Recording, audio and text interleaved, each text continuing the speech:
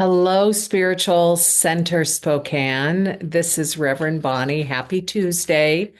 I am pre-filming this as Tuesday at 6 o'clock. I will be in bed in an altered state of consciousness from just having some dental work done that requires altered states of consciousness.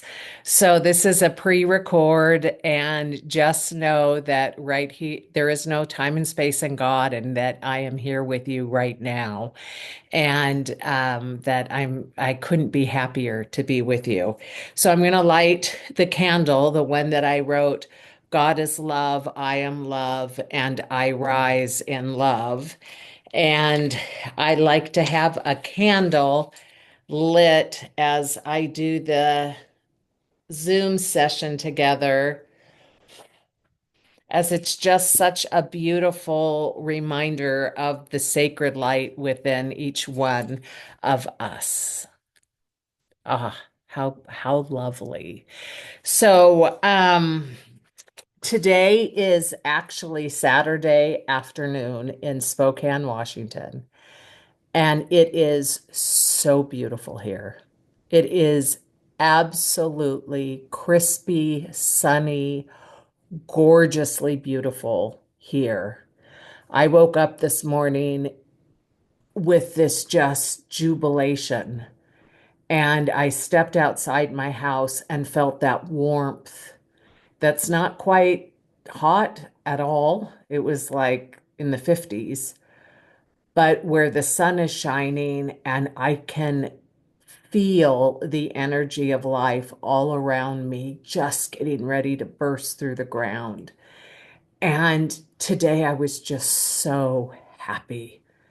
So it is spring-like, and I know that what I want to do is bottle up today. I just want to take the energy and the beauty of today and put it in a bottle and keep it forever. And what you and I both know is that is completely impossible. And that being in the flow means that we're always letting go of the moment for the next moment, that we are in the now, and what was isn't any longer. And so the knowing that what is God, and that we show up each moment in the isness, no matter the form. And it's such a good reminder for me when I want to hold on to something and write it, that that's not the way that life works. But in the meantime, I am absolutely loving this now moment. And so I invite you with me just to close your eyes for a moment and just feel the breath in your body moving around in your body temple, becoming awake and aware to the now moment. And this is one of the hacking tricks for becoming fully and completely present. And that is to check in with your senses and call each one forward and see what's going on with them. And then it takes this energy field that we are and brings us into the now. So let's start with our hearing. What is it that right here and right now you hear in your space?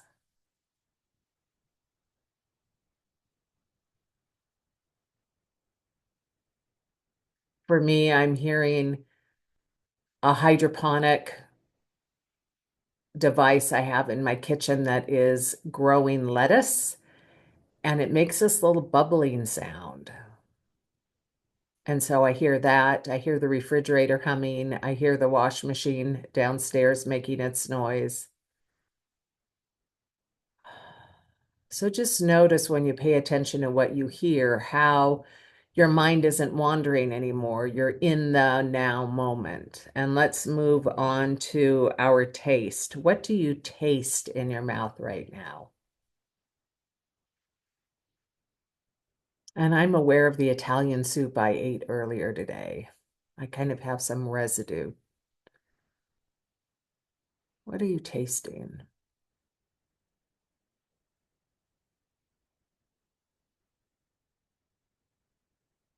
And how about smelling? Right now I'm smelling is it sulfur? Whatever it is from the candle, from the match I lit. I'm smelling match residue. What is it that you smell?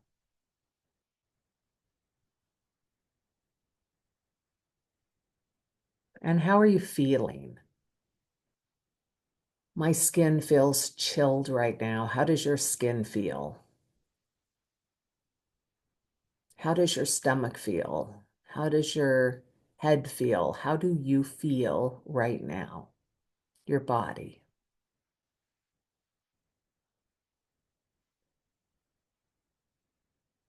And then lastly, what do you see? And when I open my eyes and look out the window, like I said, I just see the sun beating down. And right now I see it reflecting off the top of my car. So there's like this beautiful white light hitting my silver car, and it's lighting up the street. It's really quite spectacular. So I share this with you because as you go about your daily life, if you start experiencing not being in the present moment, one of the ways you can pull yourself back is through connecting with each one of your senses, checking in, asking those questions, and then coming back into the now moment. So spring starts May 20th. It's not quite here, but I feel like we're having a premature spring, like a premature baby, or we're having a pre-function of spring, whatever words you want to use it. But this is the season of new and birth and coming to life and coming alive. I love the word aliveness. It's one of my favorite qualities of God is vitality and aliveness. And I can see people, and I'm sure you can too, who are actually alive in the moment versus people who just feel when you look at them like they are doing activity. So there's a quality of being that is aliveness. And my experience is that quality is activating the divine presence within to live through us and to operate our senses so that it is the energy behind the eyes that are seeing, behind the ears that are hearing, behind the nose that are smelling. It is a divine presence within us that is the aliveness which I speak of. So this week, it is my hope that you have an opportunity to put your hands in soil. So I went out and bought myself some seeds, and I can hardly wait to plant them. But in the meanwhile, it's so rare that we take time to put our hands in the soil and to bless the soil and to allow the soil to bless us. And what I'm keenly aware of and become more and more aware of is that the earth is our sister and that we have a symbiotic relationship. This is what we share in common with the earth. Both the earth and us are filled with minerals, organic matter, water, air, and living organisms. So we share same matter together, and that matters.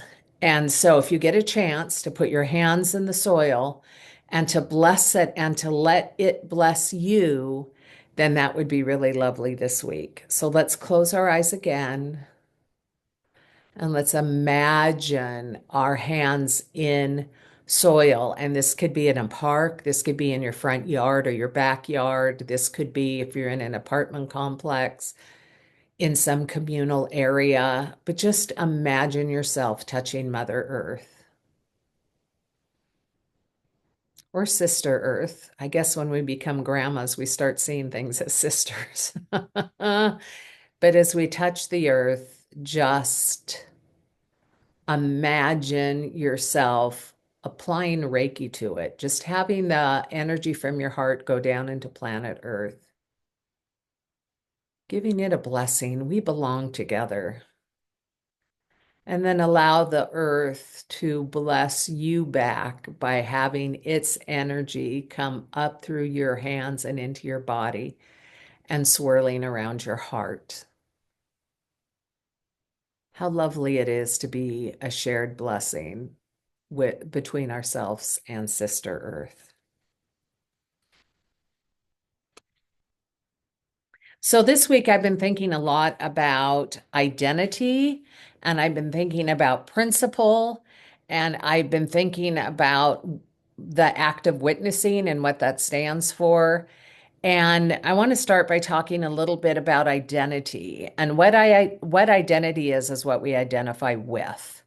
So 30 years, 40 years ago, 35 years ago, something like that, I was trained in hypnotherapy by a Buddhist monk, a really lovely man, and I had a practice for quite a while.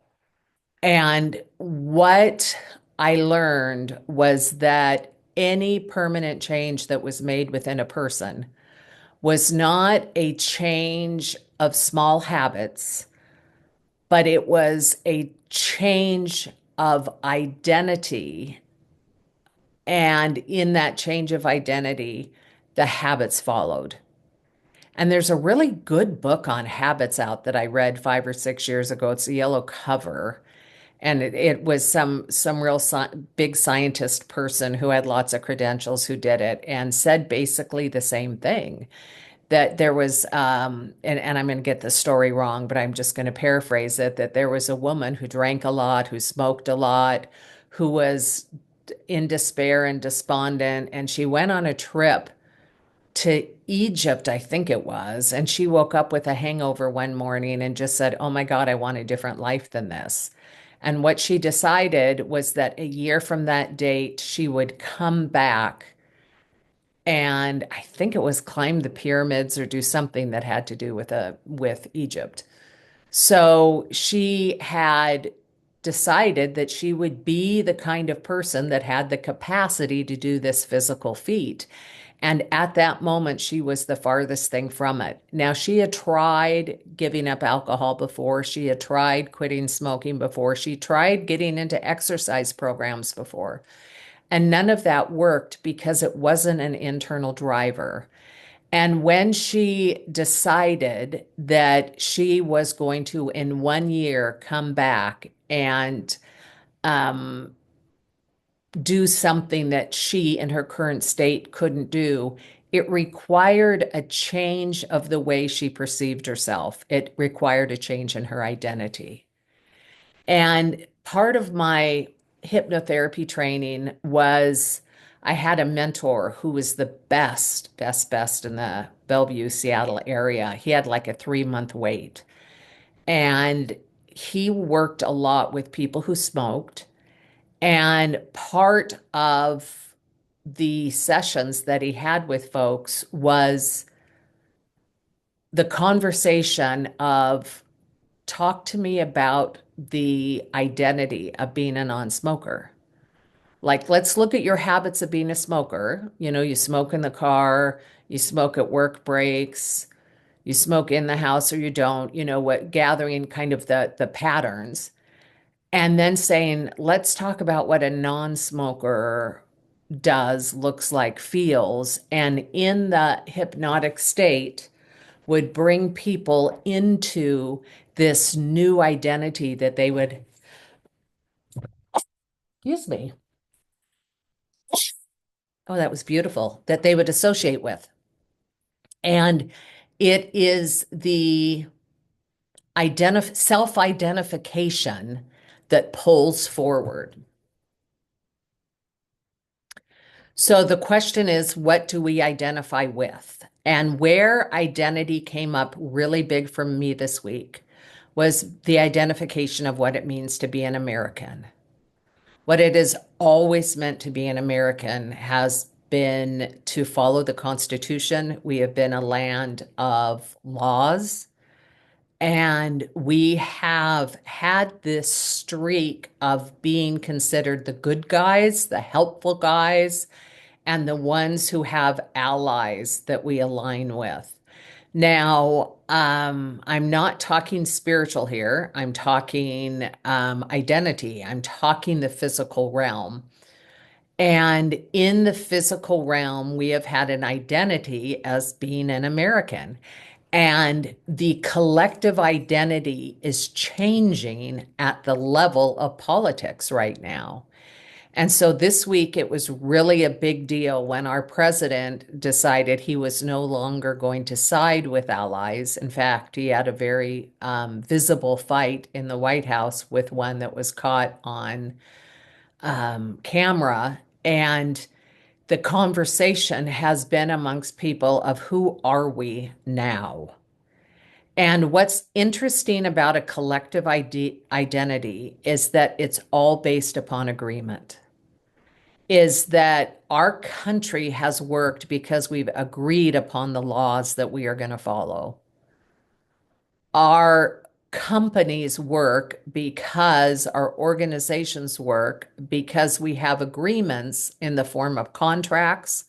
We have agreements in the form of missions and visions.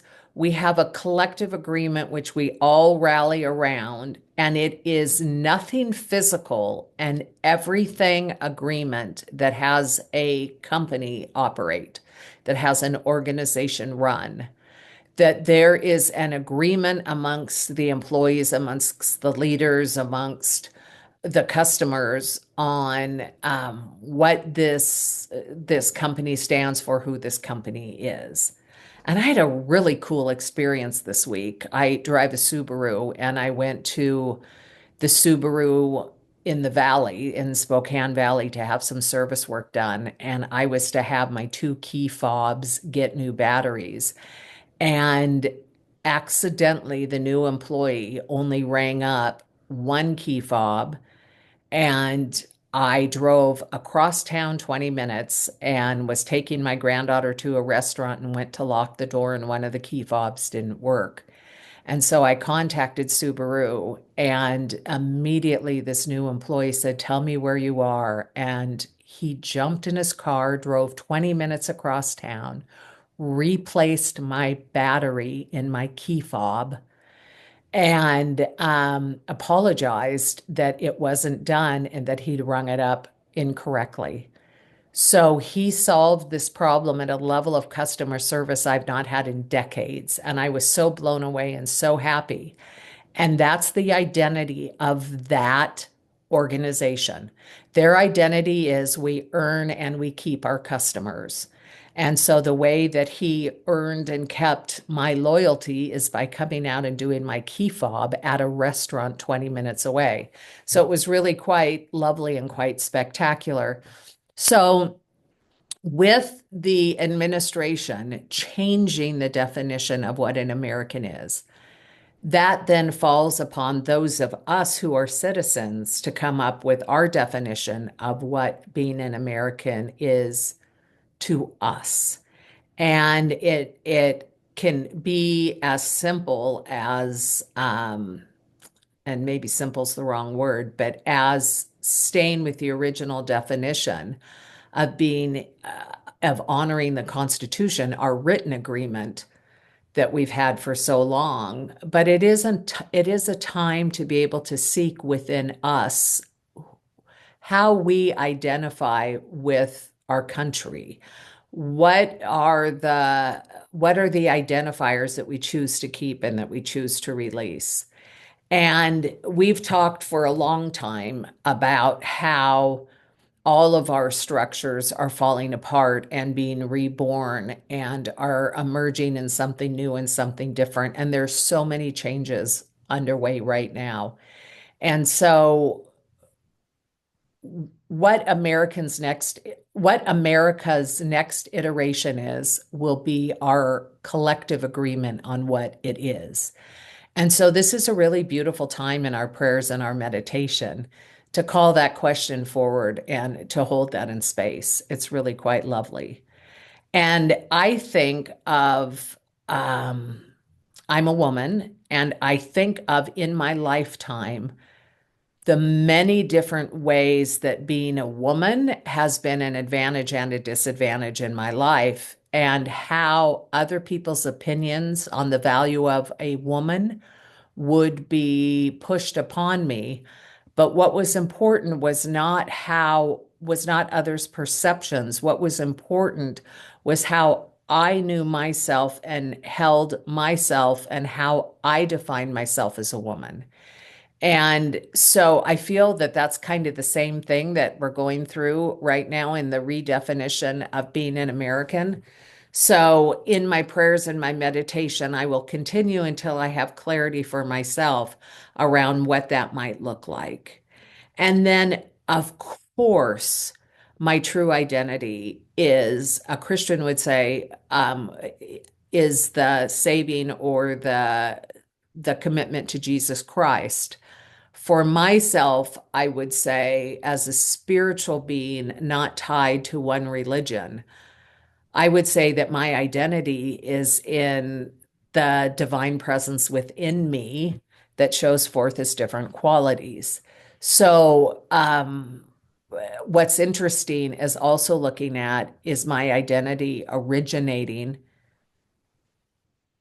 from connections in the physical realm, or is it connected to infinite source? So, there we go. Then I said I also was looking at principles, and principle means truth. And so, to live by principle or to live by truth means that that principle or that truth gets cultivated within us. So we can have an identity separate from a principle, or our identity can be aligned with principle. So I've been kind of playing around with that a little bit. And then lastly, looking at standing witness, I'm so aware that we are fields of energy and that the divine presence operates through us and uses our field for good when we allow it. That's the surrender, that's the willingness to have the divine presence use all that we are for our own benefit and for the benefit of all humanity. And so the connection through meditation to that infinite field, standing witness is enough to transform some things. So the practicing of standing witness to what is so valuable. And I became aware this week, I had one of my grandchildren over who had the flu and was really sick, and kept crying out to me to hold her and get her food and get her drinks and take her temperature and get cold washcloths. And she was very afraid because her fever was really high. And so what I noticed was I could perceive her as this sick, although temporarily sick grandchild in front of me, or I could see her as another field of energy that is undergoing a shift. And so I had so much fun playing with the perception as to how I witnessed this experience, and how I held it and how I witnessed it prompted different behaviors and actions out of me. So that was fun to look at. When I looked at her as whole and just an energy field of God, then when I held her differently and I spoke to her differently than when I looked at her as a human being, young child who's scared and sick. And both of those are true. And yet two things can exist in the same space at the same time. So the question for me is, which site was I going to look through? And I played with both. It was really quite lovely. So witnessing has been really fun this week. So I've watched myself toggle and vacillate between incredible joy this week and immense terror. And with the practice I've talked about the last 3 weeks, I've just shown up for myself and loved myself through it. So I just want to give a big thanks out to each and every one of you who watches this YouTube video. This is one of my favorite things to do, and I am so grateful to you for showing up and for participating. It is my life's work. It is what I love. And to have you here with me, I can feel your presence and I can see your energy through my computer screen. And from me to you, I send you just healing doses of big, huge, gigantic love, knowing that right where you are, all of your needs are met. And I can see it and I can feel it and I can know it. So let's go into meditation. And today, let's dedicate this meditation to countries and people who so desperately want peace. And when we do a dedication like that, I just say it up front and then we let it go. And now we do the work within ourselves and trust that the dedication is handled by the only thing that is, which is that divine presence of God. So let's go ahead, dear friends, and make sure our feet are on the ground.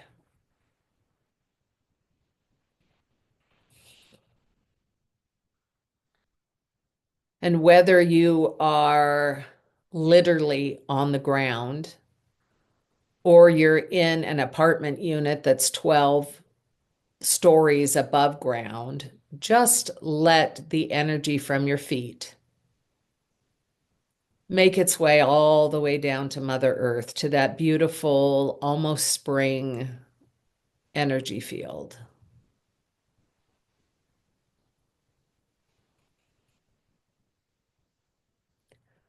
And just allow the material from your body temple and the material from the soil to commingle.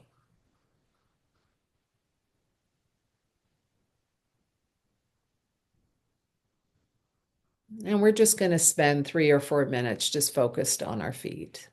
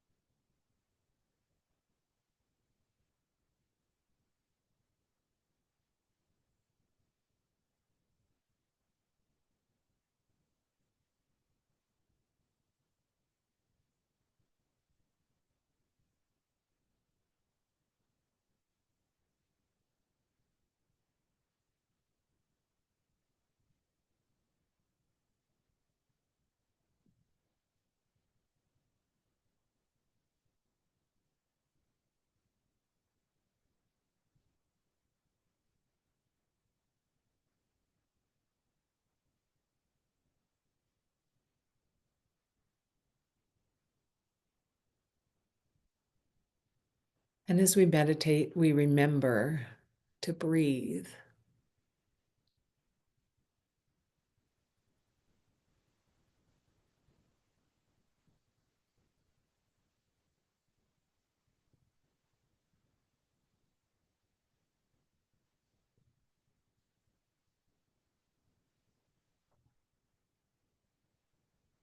And so let's place our attention now upon the skin of our entire body temple, doing nothing, but just feeling into it, where our skin ends and our field begins, and where our invisible field begins and our skin ends. That holy divine communion.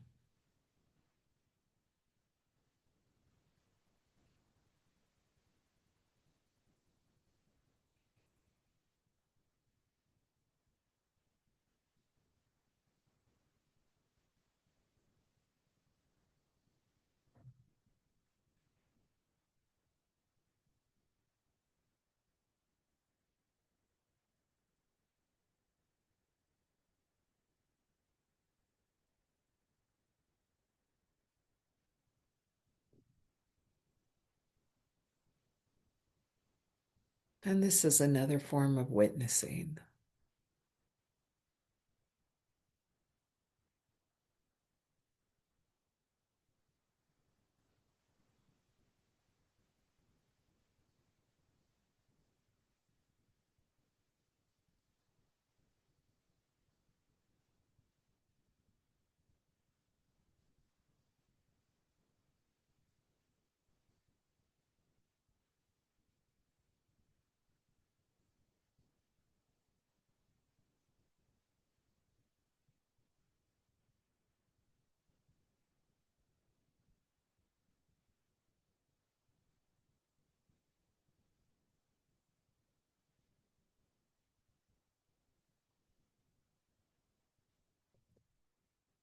And now place your attention right beneath your skin.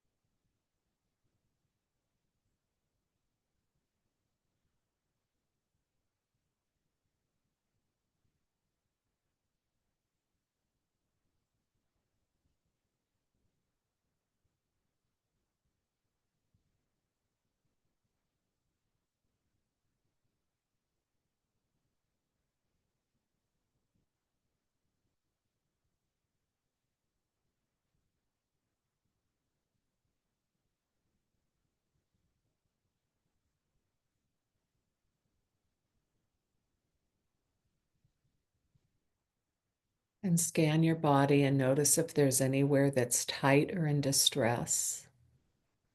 And place your attention there as we sit with that area and just breathe.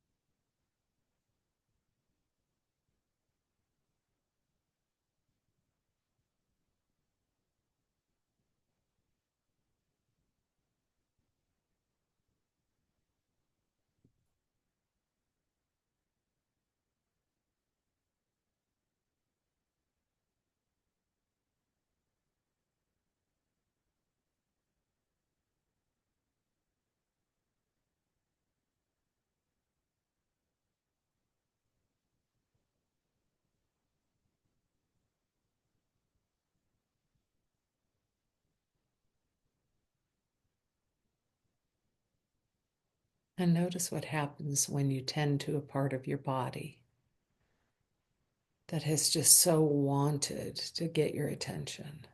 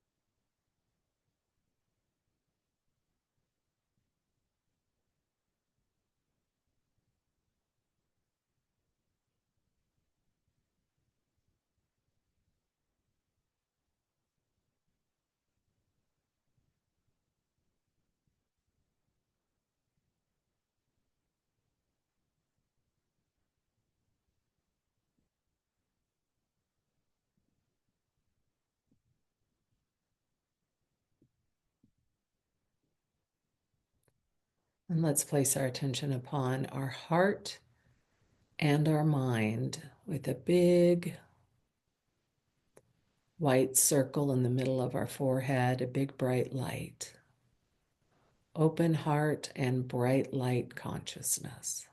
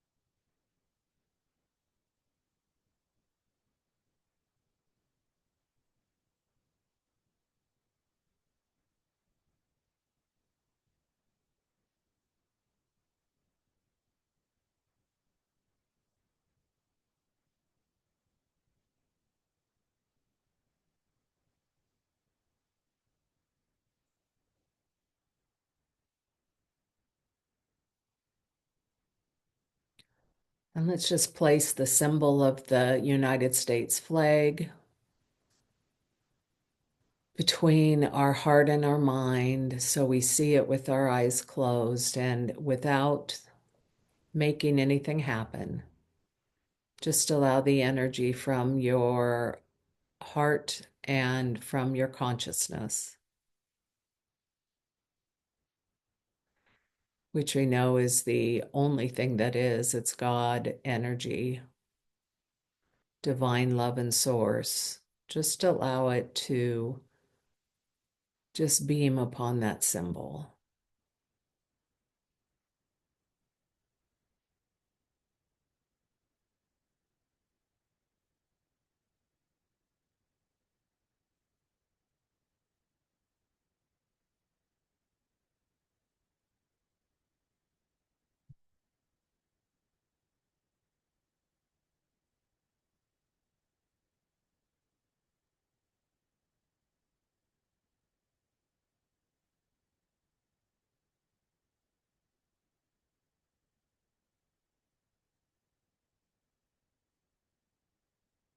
And then replace that symbol with a picture of the globe, of the world.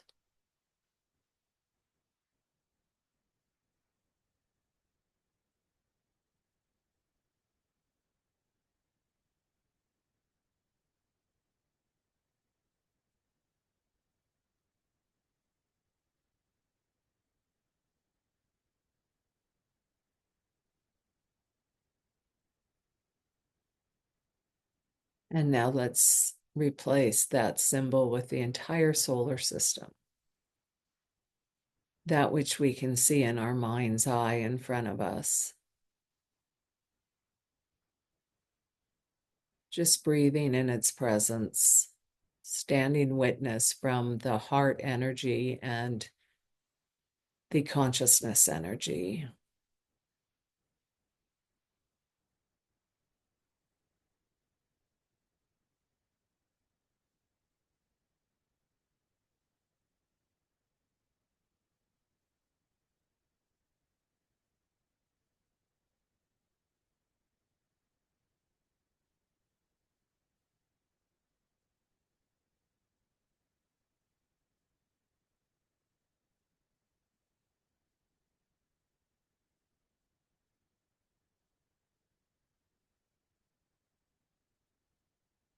And let's isolate just one of the bright shining stars and just have the star right in front of us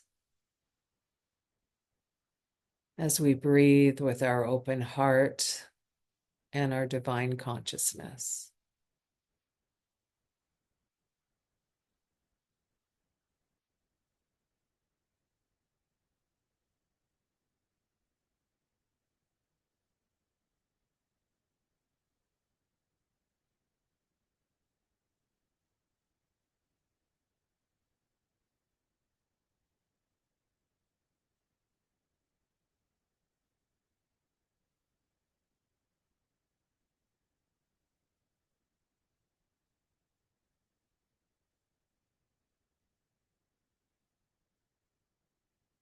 And right here, I just give thanks that the divine presence of God indwells me and indwells each one of us, and that we have the ability within us to say, let there be, just as there was in the beginning. And so we say, let there be peace, let there be love,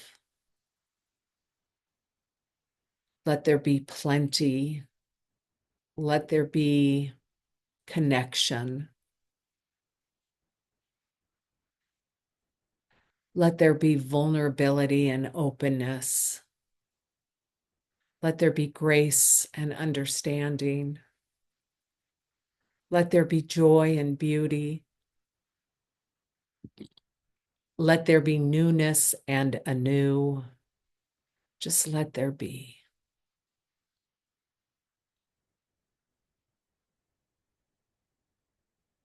And it is from this place of awareness and connection that I give thanks that God is all there is and that it is in operation in each one of us. I give thanks that we can lean into this presence, that we could speak to and from this presence, that we can listen, that we can listen, that we can listen, and that we can be a space and a place for healing, for transformation, for revelation to happen. And it doesn't happen because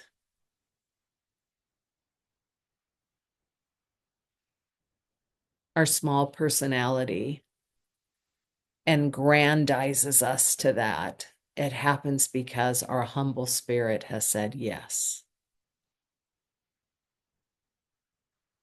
And so I bless each and every person on this YouTube video who watches. I know that the presence of God is right where they are, just as it is right where I am. I bless their family, their work. If they are lonely, I bless them to find the perfect right friends. If they are looking for work, I call forth the perfect right work for them right here and right now. This is a time to remember that the divine presence that we call God is in charge. And there's something beautiful happening, even though we may not yet see it, and it's good. And so from this high watch, I give thanks. I bless our body temples. I bless our life. I bless this beautiful soil that is in Spokane and around the world. I just trust in this divine presence and I listen and I follow.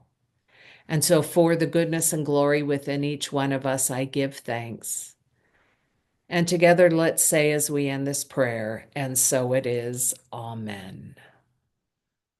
Beautiful, beautiful, beautiful. Thank you, lovely, beautiful people. I wish for you nothing but a week of God awareness, of spirit awareness, of self awareness with a capital S.